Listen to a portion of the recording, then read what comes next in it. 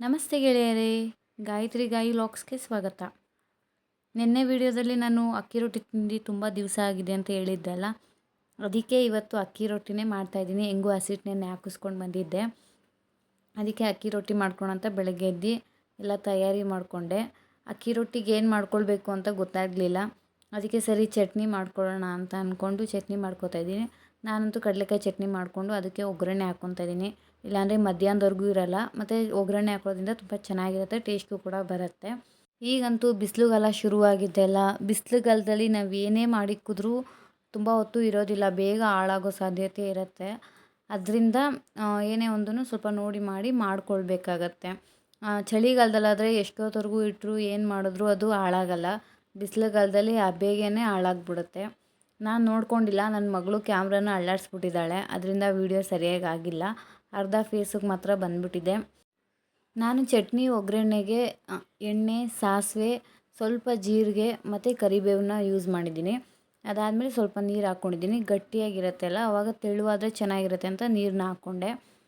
ಕಡಲೆಕಾಯಿ ಚಟ್ನಿ ತಿನ್ನೋಕ್ಕೇನೋ ತುಂಬ ಚೆನ್ನಾಗಿರುತ್ತೆ, ಅದೇ ಜಾಸ್ತಿನೂ ತಿನ್ನೋಕ್ಕಾಗಲ್ಲ, ಅದು ಒಂಥರ ಅನಿಸ್ಬಿಡುತ್ತೆ. ಅದೇ ತೆಂಗಿನಕಾಯಿ ಚಟ್ನಿ ಆದರೆ ಅನ್ನದ ಜೊತೆಗೂ ಕೂಡ ತಿನ್ಕೊಳ್ಬೋದು, ಏನೂ ಅನಿಸಲ್ಲ. ಕಡಲೆಕಾಯಿ ಚಟ್ನಿ ಆದರೆ ಸ್ವಲ್ಪ ಮಕ್ಕಕ್ಕೆ ಹೊಡ್ದಂಗೆ ಆಗುತ್ತೆ, ತಿನ್ನೋಕ್ಕೂ ಒಂಥರ ಹಿಂಸೆ ಆಗುತ್ತೆ. ನಾನಿಲ್ಲಿ ಅಕ್ಕಿ ರೊಟ್ಟಿಗೆ ಈರುಳ್ಳಿ, ಹಸಿರು ಮೆಣಸಿನ್ಕಾಯಿ ಮತ್ತು ಕೊತ್ತಂಬರಿ ಮಾತ್ರ ಹಾಕ್ಕೊಂಡಿದ್ದೀನಿ. ಬೇರೆ ಎಲ್ಲ ಹಾಕ್ಕೊಳ್ತಾರೆ, ಬಟ್ ನಾನು ಇಷ್ಟೇ ಹಾಕ್ಕೊಳ್ಳೋದು.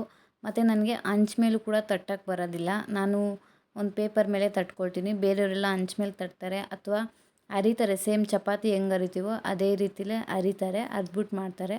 ನನಗೆ ಆ ಥರ ಎಲ್ಲ ಬರೋಲ್ಲ, ನಾನು ಹಿಂಗೆ ಯಾವಾಗೂ ಅಷ್ಟೇ ಪೇಪರ್ ಮೇಲೆ ಹಾಕ್ಕೊಂಡು ತಟ್ಕೊಂಡು ಆಮೇಲೆ ಹಂಚ್ ಮೇಲೆ ಹಾಕ್ಕೊಳ್ತೀನಿ.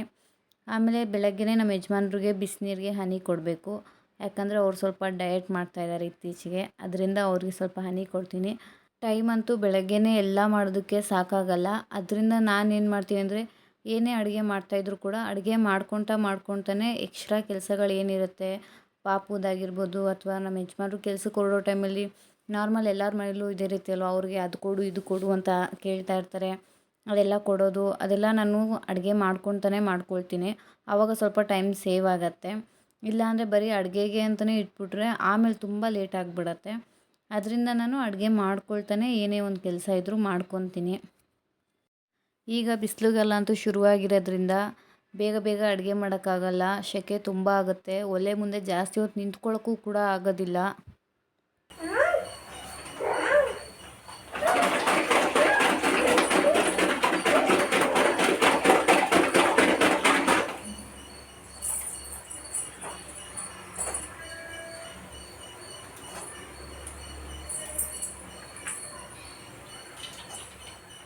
ಬಿಸಿಲಿಗೆ ದಾಹಕ್ಕೆ ಚೆನ್ನಾಗಿರುತ್ತೆ ಅಂತ ಡೈಲಿ ಮಜ್ಜಿಗೆ ಮಾಡ್ಕೊತಾ ಇದ್ದೀನಿ.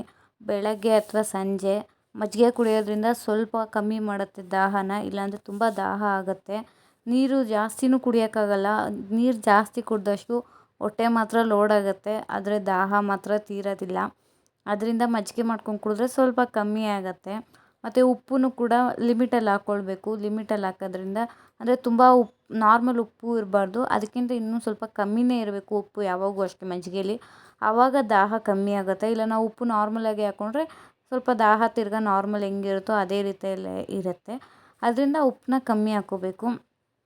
ನಾನು ಮಜ್ಜಿಗೆಗೆ ಈರುಳ್ಳಿ, ಕೊತ್ತಂಬರಿ ಸೊಪ್ಪು ಮತ್ತು ಹಸಿರು ಮೆಣಸಿನ್ಕಾಯಿ ಬೇಕು ಅಂದರೆ ಹಾಕ್ಕೊಳ್ಬೋದು, ಇಲ್ಲಾಂದರೆ ಏನು ತೊಂದರೆ ಇಲ್ಲ. ಈರುಳ್ಳಿನೂ ಅಷ್ಟೇ, ಬೇಕು ಅಂದರೆ ಹಾಕ್ಕೊಳ್ಬೋದು, ಇಲ್ಲಾಂದರೆ ಏನು ಬೇಡ. ನಮ್ಮ ಮನೇಲಿ ನಮ್ಮ ಯಜಮಾನ್ರಿಗಂತೂ ಈರುಳ್ಳಿ ಇರಬೇಕು, ನನಗೆ ಈರುಳ್ಳಿ ಇಷ್ಟ ಇಲ್ಲ. ನಮ್ಮ ಮನೇಲೇ 2 ಥರ ಕಾಂಬಿನೇಷನು, ಮತ್ತು ಜೀರಿಗೆನೂ ಕೂಡ ಹಾಕ್ಕೊಳ್ಬೋದು. ಆಮೇಲೆ ಒಂದು ಸತಿ ಚೆನ್ನಾಗಿ ಕಡ್ಕೊಳ್ಬೇಕು. ಮಜ್ಜಿಗೆ ಕಡಿಯೋದಿಲ್ಲ ಅಂದರೂ ತೊಂದರೆ ಇಲ್ಲ, ನಾರ್ಮಲಾಗೆ ಲೋಟದಲ್ಲಿ ಮಿಕ್ಸ್ ಮಾಡ್ಕೊಳ್ಬೋದು, ಅದು ಕೂಡ ಚೆನ್ನಾಗಿ ಬರುತ್ತೆ. ನಮ್ಮ ಯಜಮಾನ್ರು ಆಫೀಸಿಗೆ ಟೈಮ್ ಆಯಿತು, ರೆಡಿಯಾಗಿ ಬಂದರು, ಅದಕ್ಕೆ ಅವ್ರಿಗೆ ಟಿಫನ್ನ ಹಾಕ್ಕೊಟ್ಟೆ.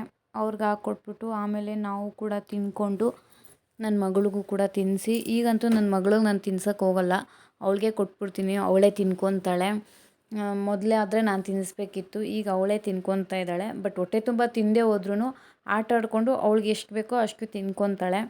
ಆಮೇಲೆ ಅದೆಲ್ಲ ಮುಗಿದ್ಮೇಲೆ ಸ್ವಲ್ಪ ಅಕ್ಕಿ ಎಲ್ಲ ತೊಗೊಂಡು ಬಂದಿದ್ದೆಲ್ಲ ಹಾಕ್ಕೊಳ್ಳೋಕ್ಕೆ ಡಬ್ಬಗಳಿರಲಿಲ್ಲ, ಅದರಿಂದ ಎಲ್ಲ ಖಾಲಿ ಮಾಡಿಕೊಂಡು ಎಲ್ಲ ಬೇರೆ ಬೇರೆ ಥರ ಸೆಟ್ ಮಾಡಿಕೊಂಡು ಅಕ್ಕಿ ಎಲ್ಲ ಹಾಕಿಕ್ಕೊಳ್ಳೋಕ್ಕೆ ಎಲ್ಲ ಕ್ಲಿಯರ್ ಮಾಡ್ಕೊತಾ ಇದ್ದೆ. ಈಗ ನಾವು ಹಸಿಟ್ಟನ್ನ ಯಾವುದನ್ನ ಡಬ್ಬಕ್ಕೆ ಹಾಕ್ಕೊಂಡಾಗ ಅದು ಈ ಥರ ನಾವು ಒತ್ತಾ ಇದ್ದೀನಲ್ಲ ಈ ರೀತಿಲಿ ಒತ್ಕೊಳ್ಬೇಕು. ಹಿಂಗೆ ಒತ್ಕೊಳ್ಳೋದ್ರಿಂದ ಫುಲ್ ಟೈಟಾಗಿ ಕೂತ್ಕೊಳ್ಳುತ್ತೆ, ಜಾಸ್ತಿ ಹಸಿಟ್ಟು ಕೂಡ ಹಿಡಿಯುತ್ತೆ ಮತ್ತು ಬೇಗನೂ ಕೂಡ ಹಾಳಾಗೋದಿಲ್ಲ ಈ ಥರ ಮಾಡಿ ಇಟ್ಕೊಳ್ಳೋದ್ರಿಂದ. ಮತ್ತು ತುಂಬ ಹಸಿಟ್ಟನ್ನು ಕೂಡ ಡಬ್ಬಕ್ಕೆ ಹಿಡಿಯುತ್ತೆ, ಹುಳನೂ ಕೂಡ ಬೇಗ ಬೀಳೋದಿಲ್ಲ ಟೈಟಾಗಿದ್ದರೆ. ಆಮೇಲೆ ಇದೇ ಡಬ್ಬಕ್ಕೆ ನಾನು ಒರೆಸ್ಬಿಟ್ಟೆ ಅಕ್ಕಿ ಹಾಕ್ಕೊಂಡೆ, ಯಾಕಂದರೆ ರೀಸೆಂಟಾಗಿ ತೊಳ್ದು ನಾನು ಹಸಿಟ್ಟು ಉಯ್ದಿಕ್ಕಿದ್ದೆ ಅದಕ್ಕೆ, ಅದರಿಂದ ಅದರೊಳಗೇ ಹಂಗೆ ಒರೆಸ್ಬಿಟ್ಟು ಹಾಕ್ಕೊಂಡೆ. ಇದು ರೇಷನ್ ಅಕ್ಕಿ ಇನ್ನೂ ಕೂಡ ಒಂದು ಸತಿ ಕುಟ್ಟಬೇಕು, ಇದನ್ನು ಕೈಯಲ್ಲಿ ಪ್ರೆಸ್ ಮಾಡೋಕ್ಕಾಗೋದಿಲ್ಲ. ಜಸ್ಟ್ ಒಂದು ಸತಿ ಕೆಳಗಡೆ ಕುಟ್ಟಿದ್ರೆ ಅದು ಕೂಡ ಸ್ವಲ್ಪ ಕೆಳಗಡೆಗೆ ಹೋಗುತ್ತೆ. ಇನ್ನೂ ಸ್ವಲ್ಪ ಅಕ್ಕಿ ಕೂಡ ಇದಕ್ಕೂ ಹಾಕ್ಬೋದು. ಅದಾದಮೇಲೆ ಸ್ವಲ್ಪ ಹೆಸ್ರು ಬೇಳೆ ಎಲ್ಲ ಇತ್ತು, ಅದನ್ನೆಲ್ಲ ತೆಗ್ದಿಕ್ಬಿಟ್ಟು ಅಕ್ಕಿ ಹಾಕೋಕ್ಕೆ ಸಾಕಾಗಿಲ್ಲ ಅಂದ್ಬಿಟ್ಟು ಇನ್ನೊಂದಕ್ಕೆ ಹಾಕ್ತೆ, ಅದು ಕೂಡ ಸಾಕಾಗಿಲ್ಲ, ವಾಪಸ್ ಹಂಗೆ ಕಟ್ಟಿ ಇಟ್ಟೆ, ಇನ್ನೊಂದು ಸತಿ ಹಾಕ್ಕೊಳ್ಳೋಣ ಅಂದ್ಬಿಟ್ಟು. ಹೇ ಬಂಗಾರಿ, ಹಾಯ್ ಮಾಡು. ಏನು ಮಾಡ್ತಾಯಿದ್ಯಾ ನೀನು? ತೀಟೆ ಮಮ್ಮು ಮಾಡ್ತಾಯಿದ್ಯಾ? ಹಾಂ, ಓನ್ ಮಾಡ್ತಾಯಿದ್ದೆ ತೀಟೆ? ಬಂಗಾರಿ ಬಂಗಾರಿ,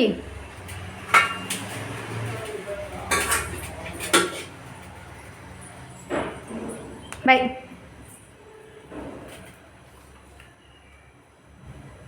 ಹವಾ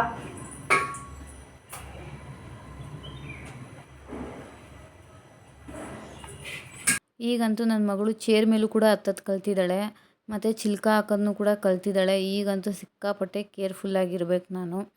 ಅವರೆಕಾಳು, ಬಟಾಣಿ, ಅಲಸಂಡೆ ಕಾಳು ಎಲ್ಲ ಒಣಗಿಸಿದ್ದೆ, ಎಲ್ಲ ಒಣಗಿತ್ತು, ಖಾಲಿನೂ ಆಗಿತ್ತು ಡಬ್ಬದಲ್ಲಿ.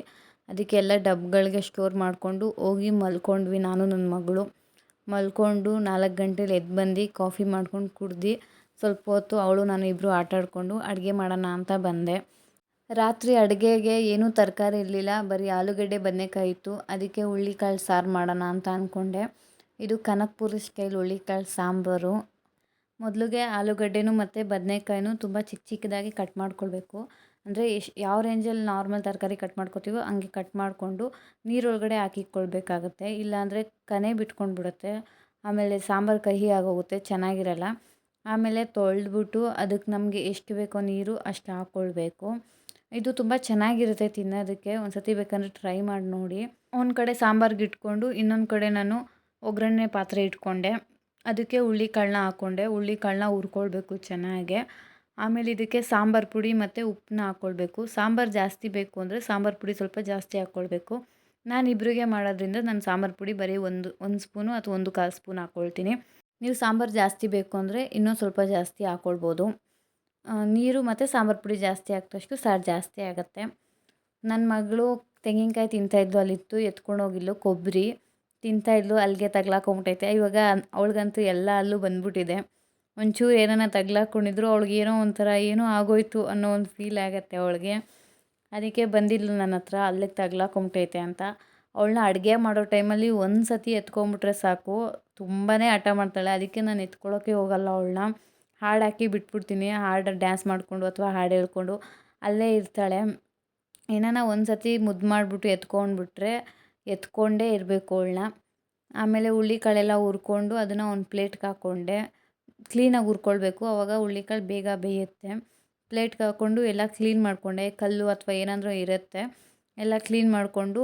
ಸಾಂಬಾರು ಒಂದು ಕುದಿ ಬರಬೇಕು, ಒಂದು ಕುದಿ ಬಂದಿದ ತಕ್ಷಣ ಹುಳ್ಳಿಕಾಳನ್ನ ಹಾಕಬೇಕು, ಆವಾಗ ಬೇಗ ಬೇಯುತ್ತೆ. ಇಲ್ಲಾಂದರೆ ಜಾಸ್ತಿ ಕುದಿದ್ಮೇಲೂ ಹಾಕಿದ್ರೆ ತರಕಾರಿ ಬೆಂದೋಗುತ್ತೆ, ಕಾಳು ಬೇಯಲ್ಲ. ಅಥವಾ ಬೇಗ ಹಾಕಿದ್ರೆ ಕಾಳು ಸ್ವಲ್ಪ ನಿಧಾನಕ್ಕೆ ಬೇಯುತ್ತೆ. ಅದರಿಂದ ಒಂದು ಕುದಿ ಬಂದ ಮೇಲೆ ಕಾಳನ್ನ ಯಾವಾಗಲೂ ಹಾಕ್ಕೊಳ್ಬೇಕು. ಹಂಗೆ ಪಕ್ಕದಲ್ಲೇ ಮುದ್ದೆಗೂ ಕೂಡ ನಾನು ಇಟ್ಕೊಂಡೆ. ಎಲ್ಲ ಒಟ್ಟಿಗೆ ಮಾಡ್ಕೊಂಡ್ಬಿಡ್ತೀನಿ, ಜಾಸ್ತಿ ಟೈಮ್ ತೊಗೊಳ್ಳಲ್ಲ. ಒಟ್ಟಿಗೆ ಮಾಡ್ಕೊಳ್ಳಿಂದ್ರೆ ಬೇಗ ಬೇಗ ಮುಗಿದು ಹೋಗುತ್ತೆ.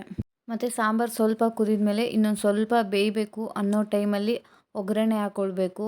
ಒಗ್ಗರಣೆಗೆ ನಾನು ಎಣ್ಣೆ ಹಾಕ್ಕೊಂಡು ಸಾಸಿವೆ, ಕರಿಬೇವು ಮತ್ತು ಚಿಕ್ಕ ಚಿಕ್ಕದಾಗಿ ಕಟ್ ಮಾಡಿರೋ ಅಂಥ ಈರುಳ್ಳಿ ಮತ್ತು ಜಜ್ಜಿರೋ ಅಂಥ ಬೆಳ್ಳುಳ್ಳಿ ಅದೆರಡು ಚೆನ್ನಾಗಿ ಹುರ್ಕೊಂಡು ಎರಡು ಕೆಂಪಗಾದ್ಮೇಲೆ ಅದಕ್ಕೆ ಟೊಮೊಟೊ ಹಾಕ್ಕೊಳ್ಬೇಕು. ಟೊಮೊಟೊ ಚೆನ್ನಾಗಿ ಸ್ಮ್ಯಾಶ್ ಆಗಬೇಕು, ಸ್ಮ್ಯಾಶ್ ಆಗೋವರೆಗೂ ಅದನ್ನು ಬೇಯಿಸ್ಕೊಳ್ಬೇಕು, ಇಲ್ಲಾಂದರೆ ಸಾಂಬಾರು ಚೆನ್ನಾಗಿ ಬರೋಲ್ಲ.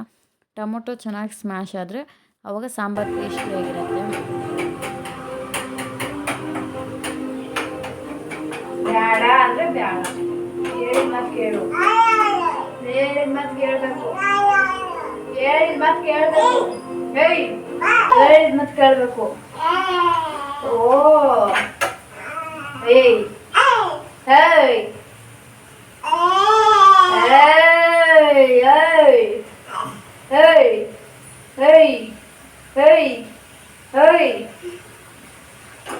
ಓ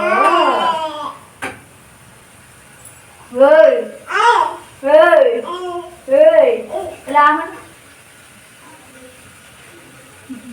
ಇಲ್ಲ ಅಲ್ಲೂ ಬಂದ್ಬಿಟ್ಟು ಏಯ್ ಹಿಂದೆ ಬಿದ್ದೈತ್ಲ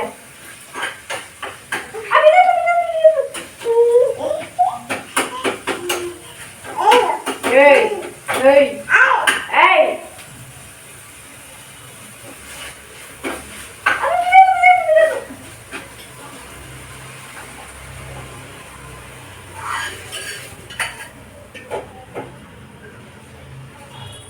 ಒಗ್ಗರಣೆನ ಸಾಂಬಾರ್ಗೆ ಹಾಕ್ಬಿಟ್ಟು ಸ್ವಲ್ಪ ಗಟ್ಟಿಯಾಗೋರ್ಗು ಅಂದರೆ ನಮ್ಗೆ ಯಾವ ಸ್ಟೇಜಿಗೆ ಗಟ್ಟಿ ಬೇಕೋ ಅಲ್ಲಿವರೆಗೂ ಸ್ವಲ್ಪ ಕುದಿಸ್ಕೊಂಡ್ಬಿಟ್ರೆ ಆಗೋಗುತ್ತೆ. ನನ್ನ ಮಗಳು ನೋಡಿ ಈ ವಯಸ್ಸಿಗೆ ಅವಳಿಗೆ ಯಾರೂ ಕೈ ತೋರಿಸ್ಬಾರ್ದು. ಕೈ ತೋರಿಸಿದ್ರೆ ತುಂಬ ಕೋಪ ಬರುತ್ತೆ ಅವಳಿಗೆ. ಅವ್ರ ಅಪ್ಪ ತೋರಿಸಿದ್ರು ಅಷ್ಟೇ ಬೆರಳನ್ನೇ ಮುರಿಯೋಕ್ಕೆ ಹೋಗ್ತಾಳೆ ಅವಳು. ಅವಳಿಗೆ ಸಿಕ್ಕಾಪಟ್ಟೆ ಕೋಪ ಬರುತ್ತೆ ಈ ವಯಸ್ಸಿಗೆ ಅವಳಿಗೆ.